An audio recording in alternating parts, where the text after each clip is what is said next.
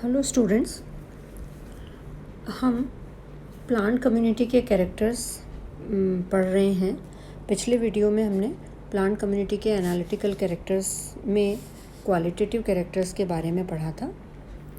आज हम दूसरे जो क्वालिटेटिव कैरेक्टर्स हैं, जैसे लाइफ फॉर्म के बारे में पढ़ेंगे।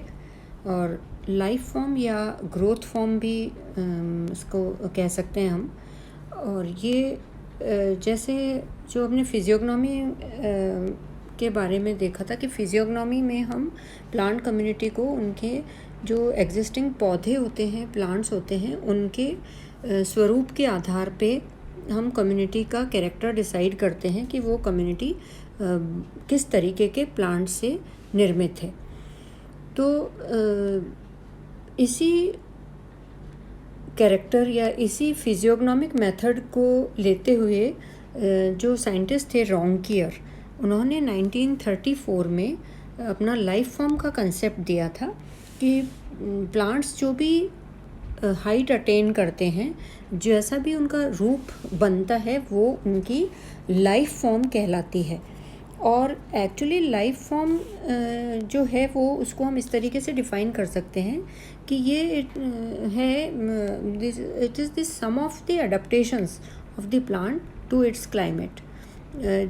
प्लांट्स के उसके जो भी वातावरण है, जो भी उसकी जलवायु है, उसके साथ में उसके क्या अडेप्टेशंस होते हैं, उसके हिसाब से वो लाइफ फॉर्म अक्वायर करता है। तो वो ये मानते थे रॉन्कियर कि जो प्लांट्स का डिस्ट्रीब्यूशन है, डिफरेंट स्पीशीज़ का जो वितरण है, डिस्ट्रीब्यूशन है, वो इस बात पे निश्चित होता है कि वो प्लांट अपनी एडवर्स जो एनवायरमेंटल कंडीशंस हैं उनमें किस तरीके से उन एडवर्स एनवायरमेंटल कंडीशंस को ओवरकम करता है या उससे पार पाता है। तो उन्होंने कुछ पेरिनेटिंग ऑर्गन्स या कुछ ऐसे ऑर्गन्स के बारे में बताया। जो पेरिनेटिंग ऑर्गन्स होते हैं, पेरिनेटिंग बड होती हैं, उसका मतलब ये होता है कि पौधे का कोई भी ऐसा भाग जो एडवर्स कंडीशन में पौधे को जिंदा रख सके। इस कंसेप्ट पे उन्होंने लाइफ फॉर्म प्लांट्स की जो है वो डिसाइड की थी। और पेरिनेटिंग बड की जो पोजीशन है पौधे पे कहाँ लगी हुई है, ये उनका क्राइटेरिया था लाइफ फॉर्म के क्लासिफिकेशन का। तो on the basis of position of perennating bud on plant and the degree of their protection, वो जो पेरिनेटिंग बड हैं वो किस तरीके से एडवर्स कंडीशन में प्रोटेक्टेड रहती हैं, वो कवर्ड रहती हैं या अनकवर्ड रहती हैं, या वो कैसे प्रोटेक्ट करती हैं पौधे अपने आप को, और किस तरीके से एडवर्स कंडीशन में प्लांट को बचाए रखने में मदद करती हैं। और जितनी प्रोटेक्टिंग पेरिनेटिंग बड होगी उतना ही उस प्लांट का डिस्ट्रीब्यूशन बहुत ज़्यादा होगा। तो इस बेसिस पे रॉन्कियर ने कुछ लाइफ फॉर्म क्लासेस डिसाइड की थी। और ये जो लाइफ फॉर्म क्लासेस कहलाती हैं, रॉन्कियर्स लाइफ फॉर्म क्लासेस, ये 5 तरीके की हैं। पहली जो क्लास है वो फेनेरोफाइट्स कहलाती है, then chamaephytes, then hemicryptophytes, cryptophytes and therophytes. Raunkiaer ने सभी प्लांट्स को on the basis of their position of perennating bud, जो पौधे को एडवर्स कंडीशन में सरवाइव कर सके, उसके आधार पे उन्होंने ये क्लासिफिकेशन दिया था। इसमें अगर हम सबसे पहले फेनेरोफाइट की बात करें तो फेनेरोफाइट से हमारा मतलब होता है बड़े पेड़, जिनको हम ट्रीज़ या वृक्ष कहते हैं, उसमें जो पेरिनेटिंग ऑर्गन है, जो चिरकालिक अंग हैं, जो इसमें स्टेम इनमें ऊपर जो शूट सिस्टम है उसमें ऊंचाई पर लगे हुए रहते हैं, और कभी कभी वो कवर्ड भी रहते हैं। तो यहाँ हम ये बात मान सकते हैं कि जैसे जो बड़े पेड़ हैं उनमें फ्लावर्स जो हैं वो ऊंचाई पे लगे हैं, और फ्लावर में जो सीड है वो इन बड़े पौधों में पेरिनेटिंग बड के रूप में पाया जाता है।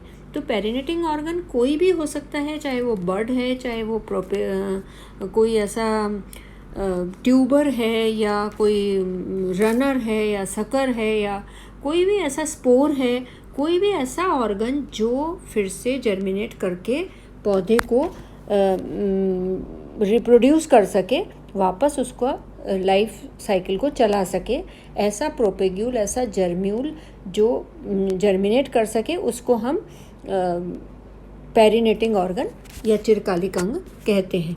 तो फेनेरोफाइट में ये जो ऑर्गन्स हैं वो काफ़ी ऊंचाई पर लगे हुए रहते हैं, और कभी इनमें जो प्रोटेक्टिव कवरिंग है वो पाई जाती है, कभी नहीं भी पाई जाती। और जो ट्रॉपिकल रीजन वाले एरिया हैं, जो गर्म एरिया हैं धरती पे, वहाँ पे ये ज़्यादा पाए जाते हैं, ठंडी जगहों में ये कम पाए जाते हैं।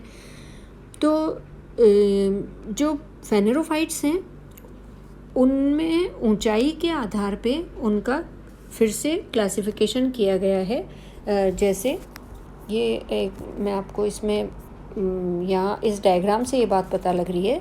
इसमें देखिए, जो सबसे पहले है ये फेनेरोफाइट्स के बारे में बताया है, जो बड़े ट्रीज़ हैं, जो इसमें ये बार्ड लाइन से बताया गया है। और जो काले जो डार्क स्पॉट्स नज़र आ रहे हैं, ये पेरिनेटिंग बर्ड्स की पोजीशन है। और ये जो लाइन वाले हैं इसमें जो जगह दिखाई दे रही है, ये उनके ऐसे रीज़न हैं जो एडवर्स कंडीशन में सरवाइव करते हैं, रहते हैं, और बाकी की चीज़ें वो ख़त्म हो सकती हैं या नहीं भी हो सकती हैं। लेकिन जो जर्म्यूल है, जो जर्मिनेटिंग ऑर्गन है, वो इन बर्ड्स में हिडन है, छुपा हुआ रहता है। तो ये जो फेनेरोफाइट्स हैं, ये बहुत बड़े साइज़ के भी हो सकते हैं और छोटे साइज़ के भी हो सकते हैं। तो ऊंचाई के आधार पे इन फेनेरोफाइट्स को 4 भागों में बांटा गया है। जो 30 मीटर से अधिक लंबाई के वृक्ष हैं, ट्रीज़ हैं, उनको मेगा फेनेरोफाइट कहा है। उसके बाद 8 से 30 मीटर वाले मीज़ोफेनेरोफाइट्स कहलाते हैं। 2 मीटर से 8 मीटर के जो पेड़ होते हैं वो माइक्रोफेनेरोफाइट कहलाते हैं, और 2 मीटर से जो कम हैं वो नैनोफेनेरोफाइट कहलाते हैं। लेकिन इसमें पेरिनेटिंग ऑर्गन जो है वो ज़मीन की सतह से काफ़ी ऊपर स्थित होते हैं। दूसरे जो टाइप के लाइफ फॉर्म क्लास है, दैट इज़ केमीफाइट्स। केमीफाइट्स जो हैं, जिनको हम हिंदी में भूतलोद्भिद भी कहते हैं।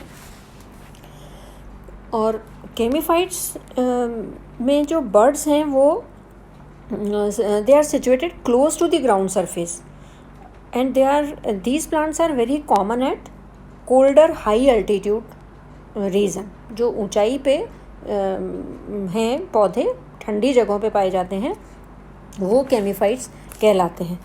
फॉर एग्ज़ाम्पल ट्राइफोलियम रेपेंस जैसे। तो ये भी इनमें भी जो पेरिनेटिंग ऑर्गन है वो ग्राउंड सरफेस पे या बिल्कुल ग्राउंड के निकट, मतलब धरती की, भूमि की सतह के बिल्कुल निकट पाए जाते हैं। और ये 4 तरीके के केमीफाइट्स हो सकते हैं। यहाँ ये केमीफाइट्स हैं, ये 4 तरीके के केमीफाइट्स हो सकते हैं, जिसमें ऐसे केमीफाइट्स हो सकते हैं जो सब फ्रूटिकोज केमीफाइट्स हैं, जिसमें जो इनका शूट सिस्टम है वो थोड़ा सा इरेक्ट हो सकता है, और जो पेरिनेटिंग बर्ड हैं वो उनके बेसिस पे, आधार पे पाई जा सकती हैं। जैसे कैरियोफिलिसी और लेमिएसी के मेंबर्स इसमें हम उदाहरण के रूप में ले सकते हैं। दूसरे तरीके के केमीफाइट होते हैं पैसिव केमीफाइट्स होते हैं, जिनमें शूट जो है वो इरेक्ट होती है, लेकिन अनफेवरेबल पीरियड में वो ज़मीन पे गिर जाती है, और पेरिनेटिंग बर्ड जो है वो उनके हॉरिजॉन्टल स्टेम पे लगे हुए होते हैं, जैसे पॉलीगोनम। तीसरे तरीके के केमीफाइट होते हैं जो एक्टिव केमीफाइट्स हैं। इनमें इरेक्ट शूट सिस्टम जो है वो नहीं पाया जाता, और हॉरिजॉन्टल शूट सिस्टम होता है, जिसमें जो उनकी नोड्स होती हैं उन पे पेरिनेटिंग बर्ड्स लगी हुई रहती हैं। चौथे तरीके के केमीफाइट्स, जैसे डायग्राम में आप देख रहे हैं, ये कुशन शेप्ड केमीफाइट है, कुशन केमीफाइट्स हैं। ये एक ट्रांजिशन जोन बना लेते हैं, और ये मतलब ट्रांजिशन जोन इस इस फॉर्म में और इसके अगली वाली जो हेमिक्रिप्टोफाइट्स हैं उनके बीच का ट्रांजिशन जोन है ये, और एक कुशन के रूप में ये पाए जाते हैं, जिसमें जो है वो शूट्स जो है वो बहुत छोटी हो जाती हैं और कुशन फॉर्म की हो जाती हैं। तो यहाँ आप देख रहे हैं कि जो बर्ड्स हैं, पेरिनेटिंग बर्ड्स, वो ज़मीन की सतह के बिल्कुल नज़दीक पाई जाती हैं। तीसरे तरीके के जो लाइफ फॉर्म है वो हेमिक्रिप्टोफाइट कहलाती है। और हेमिक्रिप्टोफाइट का मतलब है कि इसमें जो बर्ड्स हैं वो पेरिनेटिंग ऑर्गन जो है वो सॉइल सरफेस के बिल्कुल करीब होता है, लेकिन वो मिट्टी से ढका हुआ भी पाया जा सकता है। ये हर्बेशियस प्लांट्स होते हैं, ज़्यादातर भूमि की सतह पे पाए जाते हैं, और जो इनके एरियल पार्ट्स हैं वो एडवर्स कंडीशन में सूख जाते हैं, ठंडी जगहों में ये पाए जाते हैं। और इसमें जो है वो ज़्यादातर बाइनियल और पेरिनियल हर्ब्स हो सकती हैं। तो ये हेमिक्रिप्टोफाइट भी हम यहाँ पे देख सकते हैं इस तरीके से कि ज़मीन की सतह के साथ साथ में जो काला रीजन है वो बर्ड्स का रीजन माना जाता है, और ये एडवर्स कंडीशन में ये जो पेरिनेटिंग ऑर्गन है इसका वो मिट्टी के तले दब जाता है, और जो ऊपर वाले एरियल पार्ट्स हैं वो ख़त्म हो जाते हैं, चले जाते हैं, मतलब नष्ट हो जाते हैं। जब फेवरेबल सीज़न आता है तो ये वापस से आ जाते हैं। अब नेक्स्ट जो लाइफ फॉर्म क्लास है दैट इज़ क्रिप्टोफाइट। क्रिप्टोफाइट या इनको हम जियोफाइट के नाम से भी जानते हैं, क्योंकि इसमें जो पेरिनेटिंग ऑर्गन है वो पूर्णतया ढका हुआ रहता है मिट्टी में, और जो बल्ब्स हैं या जो राइजोम्स हैं जो जर्मिनेट करने के लायक होते हैं, वेजिटेटिव प्रोपोगेशन कर सकते हैं, वो ज़मीन के अंदर छुपे हुए रहते हैं। और ये 2-3 तरीके के हो सकते हैं क्रिप्टोफाइट्स भी। ये या तो जियोफाइट्स होते हैं, जैसे जो लैंड प्लांट्स ऐसे जिसमें जो पेरिनेटिंग बर्ड है वो ज़मीन की सतह से नीचे है, जैसे मूंगफली में जो बीज है वो ज़मीन की सतह के नीचे लगता है। तो इसमें ये हो सकता है, या ये रूट पैरासाइट जैसे रेफ्लिशिया है, ऑरोबेंकी है, वो भी इसके उदाहरण हो सकते हैं। दूसरे जो क्रिप्टोफाइट या जियोफाइट हो सकते हैं वो हैं हाइड्रोफाइट्स, जिनमें पेरिनेटिंग बर्ड्स जो हैं वो ज़मीन की सतह के नीचे या अंडरग्राउंड मतलब पानी में पाई जाती है। तो हाइड्रोफाइट्स भी एक तरीके से क्रिप्टोफाइट का उदाहरण होते हैं। और तीसरे जो हेलोफाइट्स हैं, जो दलदली ज़मीन में उगने वाले पौधे हैं, मार्शी प्लांट्स हैं, वो हेलोफाइट्स भी इसमें इसका उदाहरण है, जिसमें वाटर सैचुरेटेड सॉइल में पाए जाते हैं, और जो पेरिनेटिंग और जो लीव्स हैं और फ्लावर्स हैं वो ज़मीन से ऊपर आ जाते हैं, लेकिन जो राइजोम है इनका वो ज़मीन के नीचे रहता है। तो ये जो क्लास है वो कहलाती है क्रिप्टोफाइट। क्रिप्टोफाइट के बाद में जो अगली क्लास रॉन्कियर ने दी थी दैट इज़ थीरोफाइट्स। थीरोफाइट्स जो हैं वो एनुअल प्लांट्स होते हैं, जो अपना बीज से बीज तक का अपना जीवन चक्र जब बहुत फेवरेबल कंडीशन होती है बरसात की तब वो पूरा कर लेते हैं, और इनको हम एफिमेरल्स के नाम से भी जानते हैं। और इनका जीवन चक्र जो है वो कुछ सप्ताह से कुछ महीने तक का हो सकता है, 2-3 महीने में ये सीड से सीड की लाइफ साइकिल पूरा कर लेते हैं। और जो विषम परिस्थितियाँ होती हैं, जो एडवर्स कंडीशंस होती हैं, उनमें ये थीरोफाइट्स पौधा ख़त्म हो जाता है, लेकिन ये जो बीज हैं वो ज़मीन में पड़े रहते हैं। यहाँ ये जियोफाइट्स के एग्जांपल हैं कि ज़मीन की सतह से नीचे ये जो ब्लैक कलर से डिनोट की गई हैं, ये इनके ट्यूबर्स हो सकते हैं, राइजोम्स हो सकते हैं, बल्ब्स हो सकते हैं। ये पेरिनेटिंग ऑर्गन के रूप में ज़मीन की सतह के नीचे पाए जाते हैं। और थीरोफाइट्स में ये प्लांट से डिटैच हो जाते हैं और फिर ये ज़मीन में पड़े रहते हैं, और जब वापस फेवरेबल कंडीशंस आती हैं तो ये फिर से सरवाइव कर लेते हैं। Therophytes are the plants of deserts. जो ज़ीरोफाइट्स हैं वो इस कैटेगरी में आते हैं, बिकॉज डेजर्ट में भी जो एनुअल प्लांट्स हैं वो अपनी लाइफ साइकिल को जब बरसात होती है तभी पूरा कर लेते हैं एनुअल प्लांट्स, और वो सीड के रूप में या किसी और फॉर्म में ज़मीन में पड़े रहते हैं और जब अगला सीज़न आता है तो वो फिर से सर्वाइव कर लेते हैं। तो इस तरीके से हम ये देखते हैं कि रोंकियर ने ये 5 तरीके की लाइफ फॉर्म में सभी पौधों को बांटा था।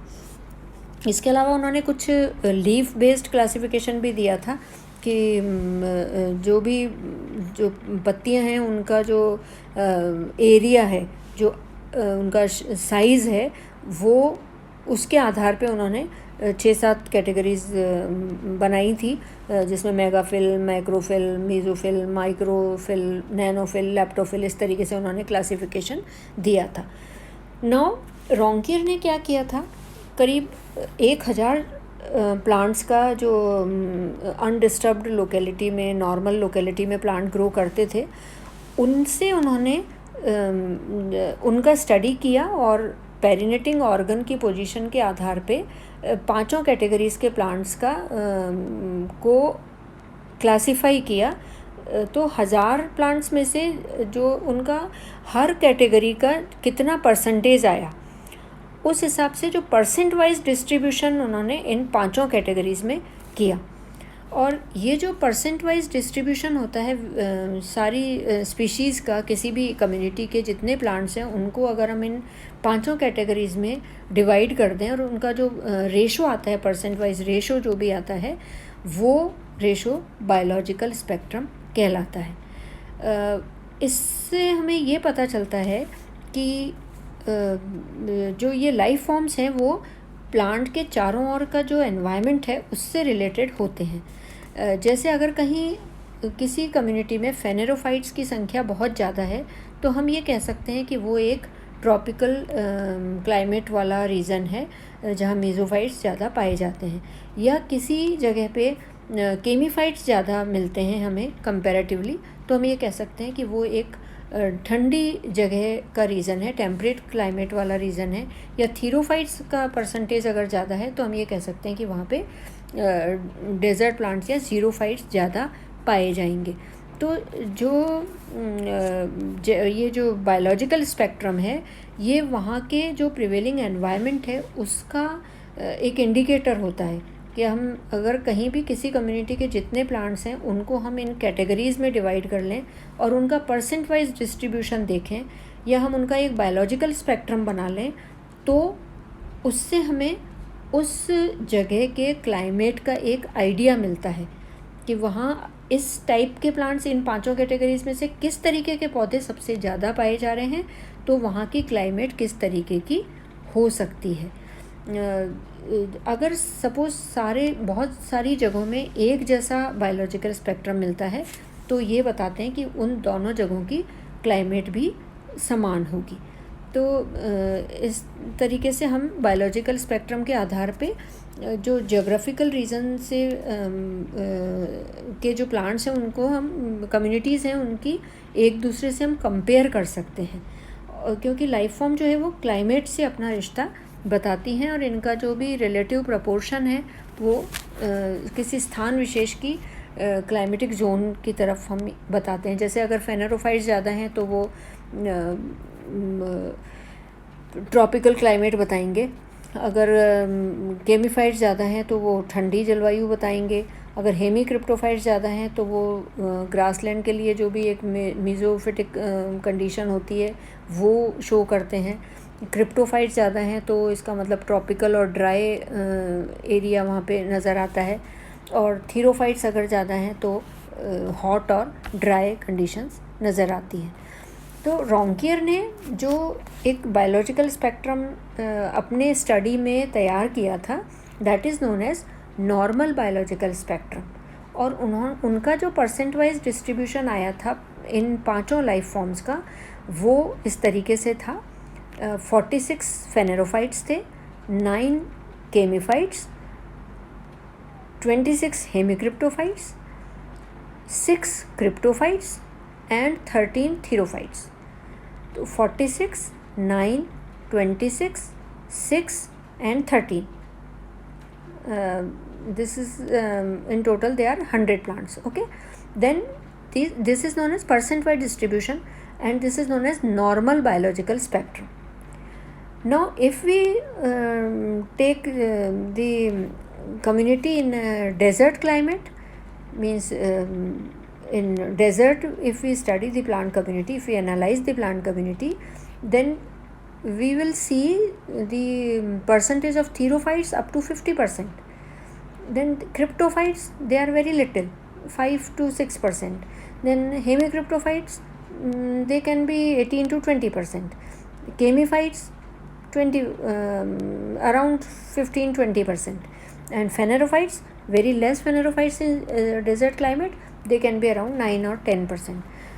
So किसी भी इकोसिस्टम के किसी भी बायोलॉजिकल स्पेक्ट्रम को हम स्टडी कर सकते हैं, और उसका एक नॉर्मल बायोलॉजिकल स्पेक्ट्रम जो भी ये 46, 9, 26, 6, 13 जो भी है नॉर्मल बायोलॉजिकल स्पेक्ट्रम, उससे हम कंपेयर करके उस एरिया की क्लाइमेटिक कंडीशंस के बारे में हमें एक नॉलेज मिलती है। रोंकियर का जो स्टडी थी वो बहुत नेचुरल कंडीशंस, जो अनडिस्टर्ब्ड कंडीशंस थी, उनमें जो हैबिटेट थे वहाँ पे बेस्ड थी।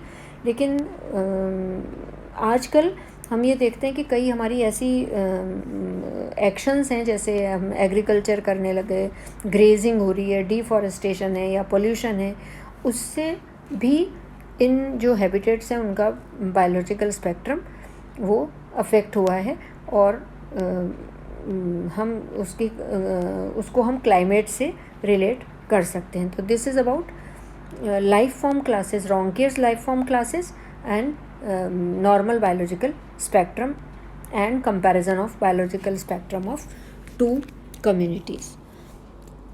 Thank you very much.